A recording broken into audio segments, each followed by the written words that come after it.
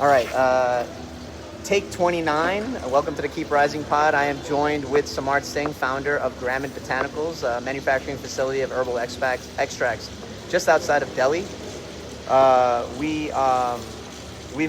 We've made multiple attempts to start this podcast, and I was having some technical difficulties. So let me first say thank you, Samarth, for bearing with me this morning. Thank you. While I fumble my way through setting up the mics. We're going to get into a few things right away. A couple of things I want to talk to you about today.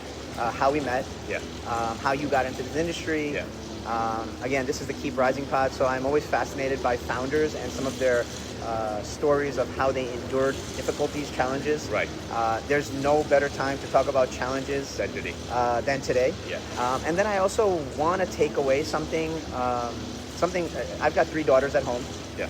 And I do like to take something away that I think, what would you give kids today Yeah. as some kind of guidance as far as, being an entrepreneur, being a founder. Right. So that's my goal Yeah. for today. Yeah. Thanks for making the trip, visiting with me.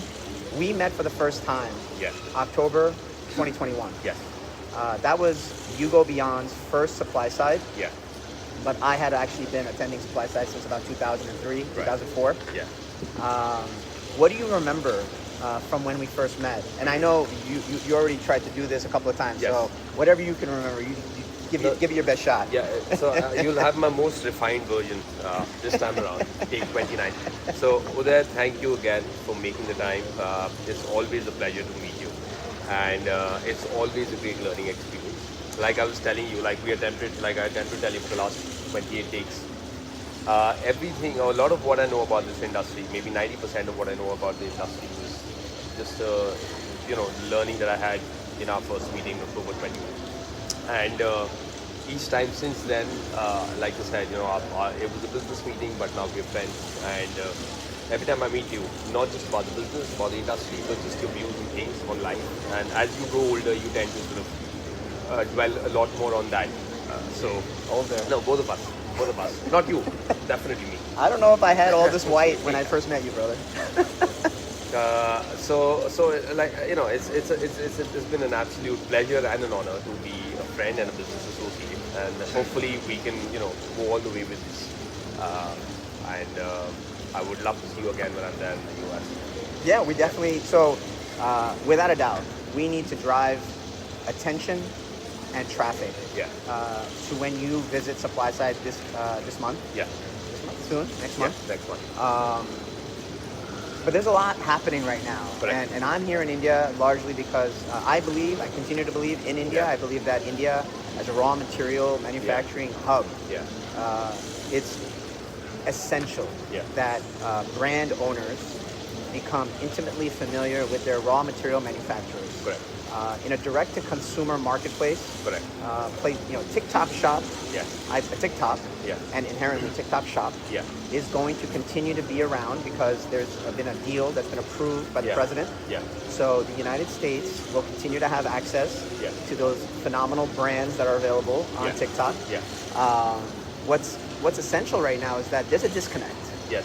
There are inferior products. There's confusion in the marketplace. Correct. I really don't think anyone is in a better position to educate consumers than raw material manufacturers. Correct. So, for example, you are the go-to guy for high bulk density Berberine. Yes. This is my experience. This is my profound statement. I don't think anyone can go to a more reliable manufacturer today than Gramen Botanicals for high bulk density Berberine. Yeah. Natural Berberine. Natural Berberine. Yes. And that's I'm going to dive into that a little bit. Thank you for clarifying. Yes. What does this deal mean for Gramen in terms of having access to TikTok founders? What would you do if you could talk to a room full of brand owners? Right. So as a manufacturer, there are a few things that I want to put on record and set straight. Gramen is only 5 years old, but in our family we've been doing this for the last 4 decades. We've been focused solely on one ingredient, which is berberine. So we've got probably the most stable supply chain for this particular product, and we've been doing it for 4 decades. The Japanese came to India and set up this facility in our family, right? So we've been at it for the last 40 years. We know more about this product than most people do. And most people will, because 40 years is a lot of time. So I feel that we really are the go-to guys. And in terms of getting familiar with brand owners, I think it's crucially important that you talk to people. I think a lot of that has, thanks to technology, which in part is great, but what we stopped doing is getting out there and meeting people. And I think a lot of the times, like we have vendors as well, like in our factory, and a lot of times when I meet people, it becomes absolutely clear to me on who the right people are to work. It's just a trust that you build. So part of why we're doing this, being here doing this, is for me to get myself out there, for people to understand the person I am, the person that they work with, and also understand the rich legacy and history that we have at Gramen, which enables us to be the most reliable, trustworthy, natural Berberine manufacturers in India or even globally. What are some considerations when customers decide Berberine to use? How much of an effect does the synthetic Berberine marketplace have on your business? Well, huge. But I think what's really happened now, and I see this in the last couple of years, people have become aware of this issue. And people are doing a lot more of natural Berberine testing. C14 is probably still one of the most reliable things that you do. There are lots of labs that are promoting C14 testing in the US. And as people have realized, a lot of people are now actually asking for those tests.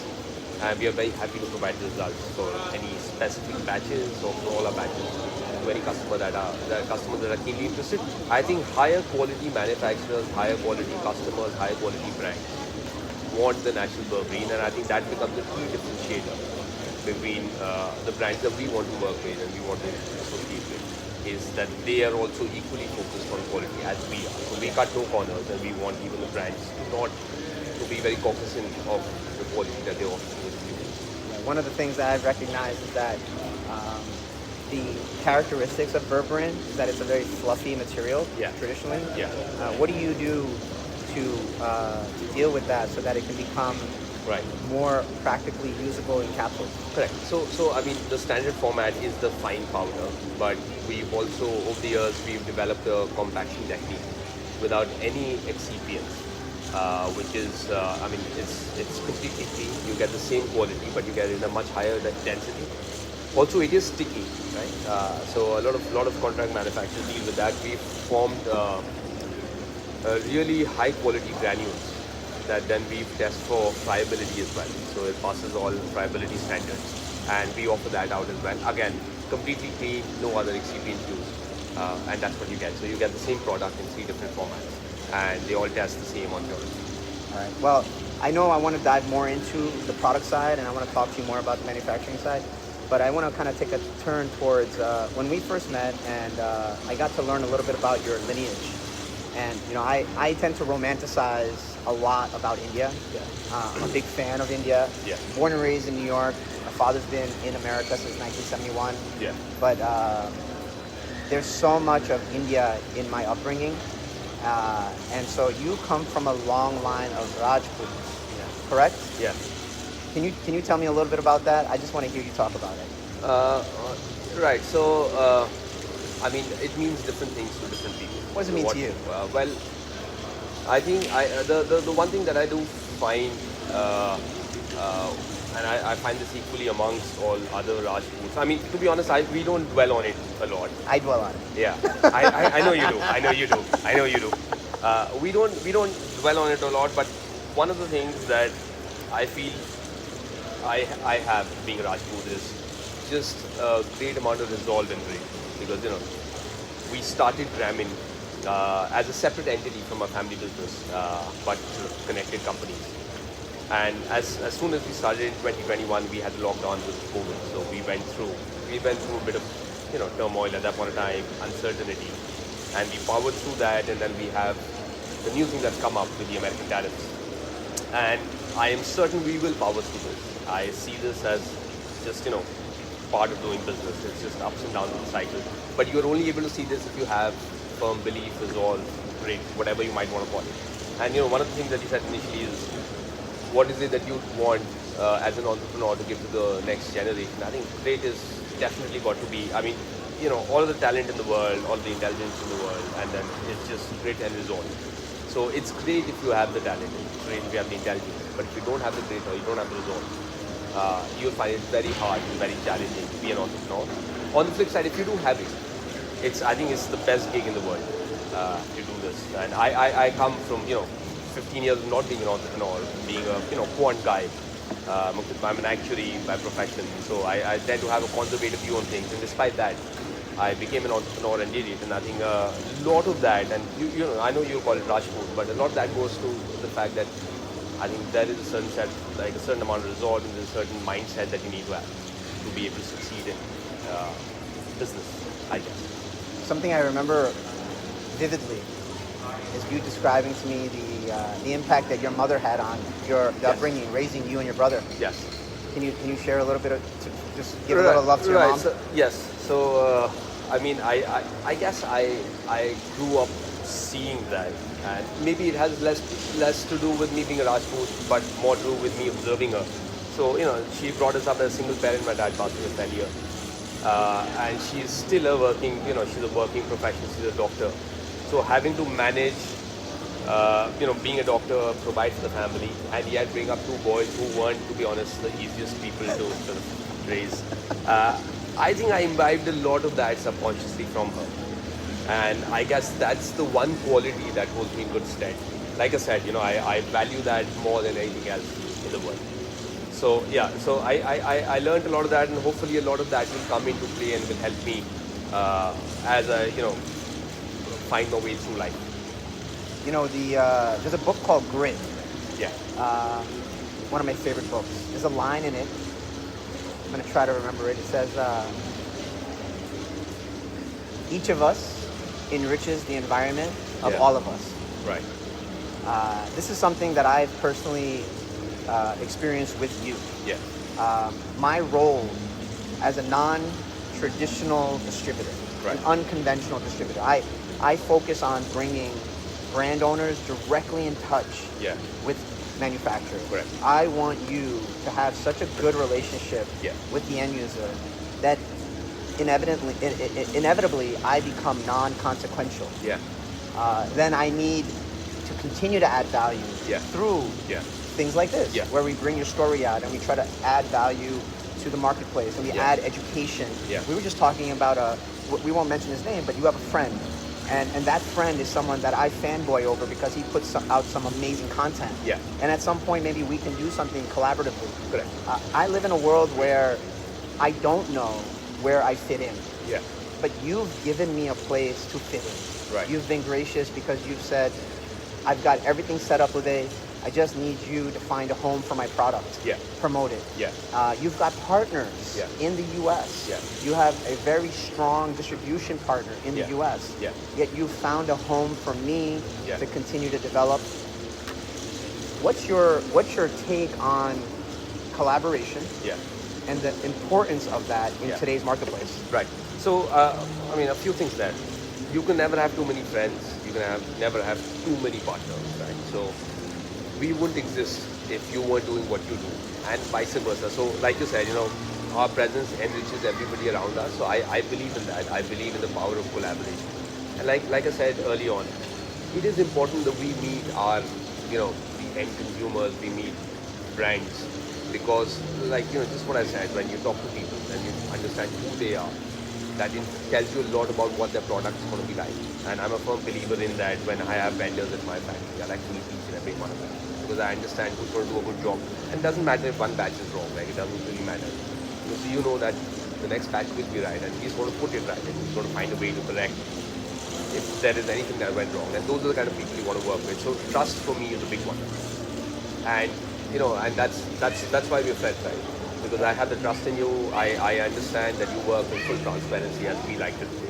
And I think we benefited from that, right? Just being open and honest and transparent. And those are, again, they sound like old-fashioned values. But I believe that they were as important, yesterday as they're going to be tomorrow. So I'm a big believer in that.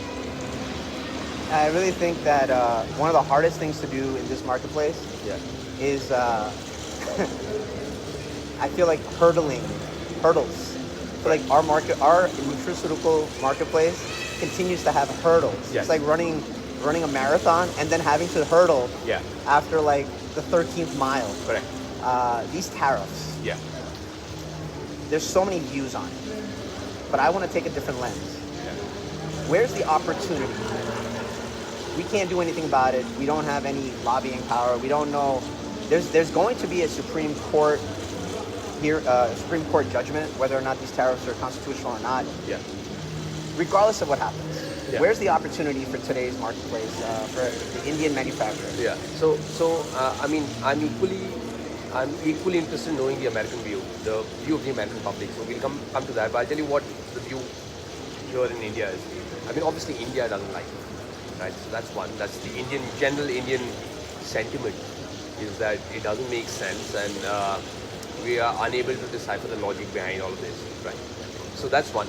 What my view is, like, say for example, if they are found to be constitutional and they continue, my view is, well, you just got to put your head down and do the best job that you can. There will be a place for natural products in the American market. The market might shrink, but then the opportunity is that you really need to get out there and have the best product, right? Constantly, consistently, batch after batch. So we can only do what we can do, right? So you only have the power to control what you can affect. And so my takeaway on this is, well, we just put our head down and we make sure that we manufacture everything to the highest possible standards. And even if the market shrinks, there will be value and place for the highest quality product out there. And hopefully Gramen Botanicals is the company that is delivering that. So that's the way we see it. But I'd be very interested to know what the general American sentiment about tariffs in general and, tariffs on India.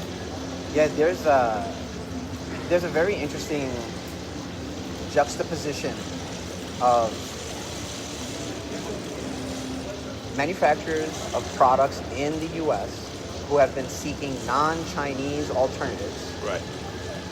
then confronted with these tariffs, Yeah. having to go back Yeah. and rely on and seeking Chinese raw materials. Yeah. Competitively now, Yeah. maybe they're more appealing. Yeah.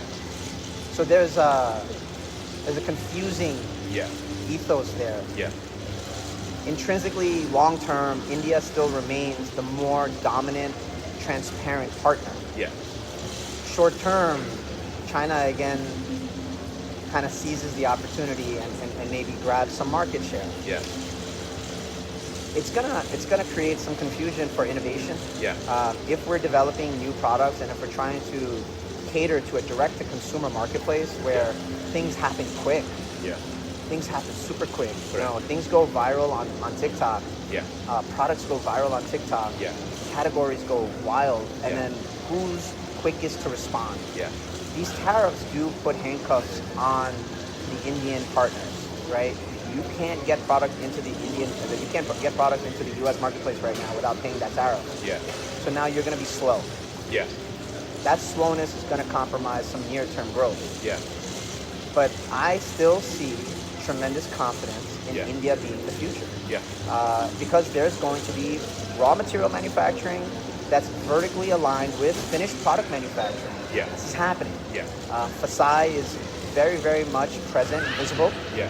They're continuing to evolve the regulatory landscape here. Yeah. They're seeking and getting global input. Yeah. In the United States in 1994 was when DSHEA was enacted. Yeah.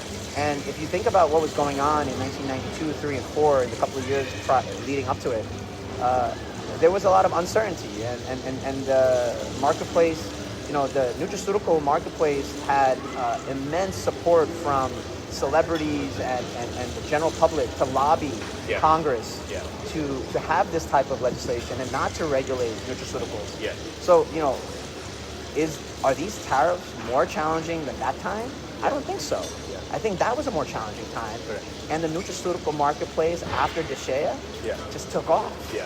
From 94 to 2000, Yeah. and then I entered the marketplace in 2002. Yeah. So I inherited a rocket ship that was already in outer space. Correct.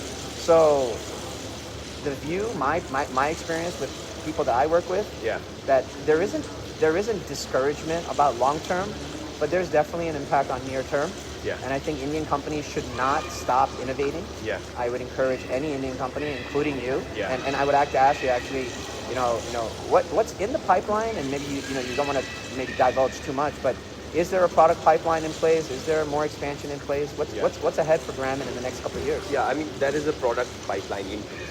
There are products that we are developing, that we are working on. And in fact, if there has been any slowdown at all, that, the confusion because of tariffs that has been caused, we are actually putting our heads down and focusing on the pipeline because, we see this as a, short-term confusion tariff, much like you do, right?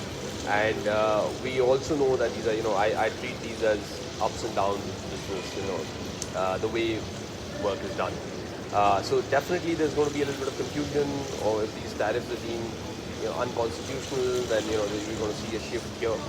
But I also want to use this as an opportunity to again put our head down, continue doing what we're doing, but then take this time to explore innovation more fully and divert our resources on that, because we think of this as an opportunity. Every problem is an opportunity, is what they say, and I'm truly trying to use this as one.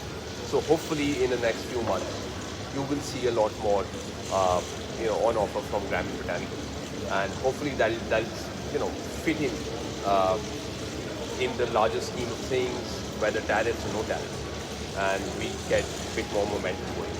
So now you will be visiting the United States for supply side. Yes. We discussed that we'll both be arriving on Monday, yes, the 27th. Yes.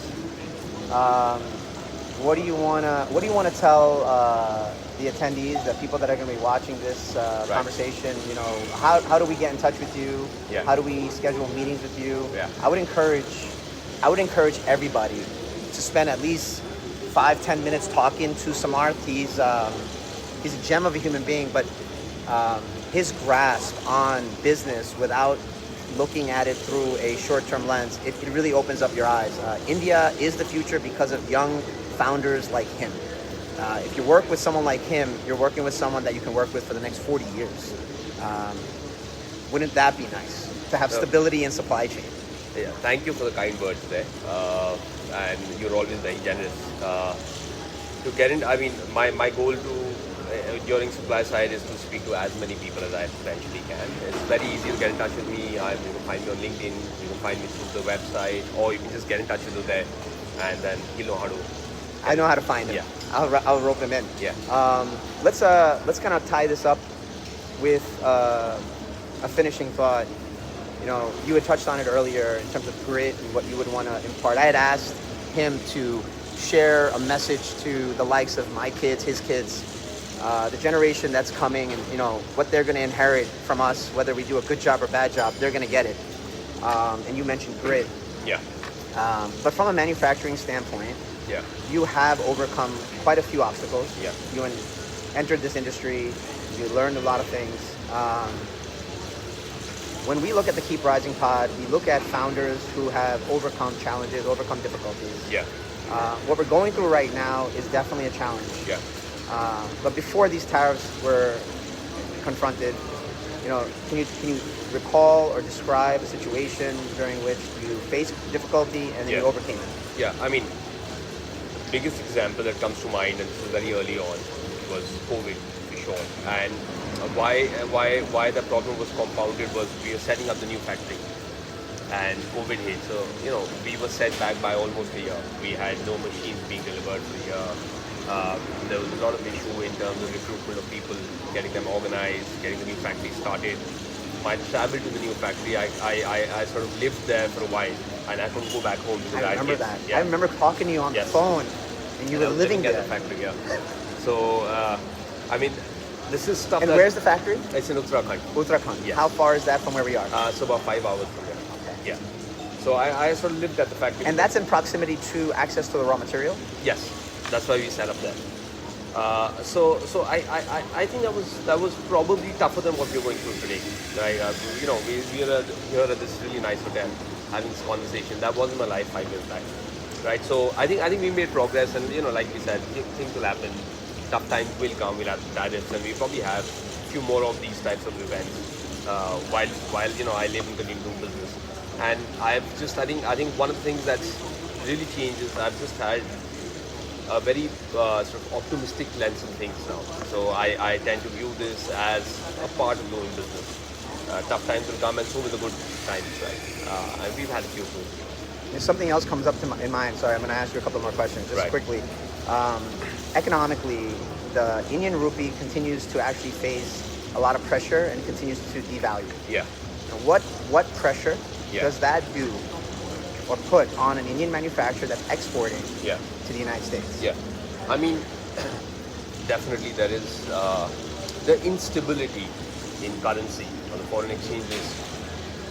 Not just manufacturing, even for services, for everybody. For the economy in general is something to think about. Well, you've got to be smart as an entrepreneur. So there are various options. You can always offload that risk to the cost of somebody else. You can always hedge it to the bank, and do smart things like that. Again, the way we view this is, and there's no other way to look at this is, well, this is a short-term instability.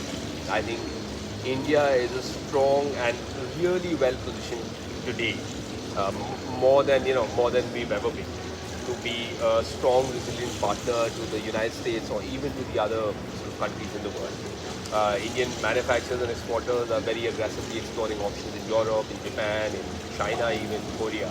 So we continue to do that, and I think the fundamentals remain the same. You got to be well diversified. You got to look at other options as well, and also view the tariff situation in the United States as a short-term sort of bump in an otherwise hopefully a very healthy relationship.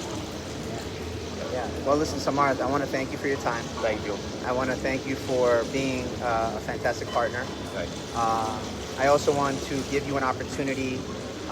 You have distribution. You have a distribution partner in the U.S. Yes. If you want to give some guidance and some insight into how to reach them and who they are, if you want to take this opportunity, I'd love for you to give them a shout out because you have some very strong support there. Yes. So Sentient LLC is our distribution partner, and I think we work openly, between Uday, Sentient, and us. So we have stock in the US. People can reach them directly. They're very easy to work with, both in terms of the people they service and with me as well. And we've had a long, coming up to 5 years now, 4.5 years now, a strong relationship with them. And like I said, everything that you guys do. I was very happy to introduce you to them that year. Yeah. Having met you, one of the key things that I recognized back then was your shared common values. Right. Work transparently, work directly, serve the customer. Yeah. And putting the customer first is ultimately the business. Yeah. Everything else is secondary. Correct. Serve the customer. Yeah. So I think that it's a testament to their proficiency, their operational expertise, to your shared values, your core values. Yes. And I'm very fortunate and blessed to be able to all facilitate. All thanks to you. Well, all thanks to God. Yeah. And I'm just a facilitator. Yeah. But I'm graciously here to kind of tell your story, to help promote Gramen. Yeah. I believe that Gramen Botanicals should be should be a company that's on the tip of everyone's tongue. Yeah. At the upcoming Supply Side Global Show, Right. which they have aptly renamed. Right. Instead of it being Supply Side West, it is now Supply Side Global. Right. Which Makes sense. Which captures the diaspora that's going to be represented. Yeah. And when you are there, I think it's going to be an opportunity for people to recognize that despite the hurdles that are in place right now to work with India, it is well worth building and curating relationships with the likes of you. Yes. Thank you so much for this opportunity. I apologize. This is one of the first podcasts, I guess, if not the first that I've done. So You don't have to apologize. I apologize. I tell this guy my production quality is probably lacking. I probably could spend more time on production quality, but I'm trying to wing it and trying to do as good as I can. No, this is for me. This is Hollywood style production quality. Well, what we got to do is we got to get you with the likes of Ben Kane and Mike Roberto at Price Plow. Right. So I want to give a shout out to Ben. I love what you do, Ben. I love what Joey and TK with Nutramedia, what you guys do with the Subs podcast, the NutraSub. I think our industry has flooded, brother, with talent. Yeah. And I'm blessed to be in the midst of it. And at Supply Side West, I hope everyone has a chance to meet Samarth, and just reach out to me, ping me, I'll put you in touch, and just don't forget me when you go become the premier name in all Berberine. No, never. Thank you so much for that. Again, Appreciate you, brother. Jokes aside, it's always a pleasure. No, it's a pleasure. And it's an honor to, Yeah. having met you and now know you and learn from you every meeting, every time we get a chance to talk. And I look forward to seeing you again in the US. God bless you, brother. All right, thank you. Thank All you. right.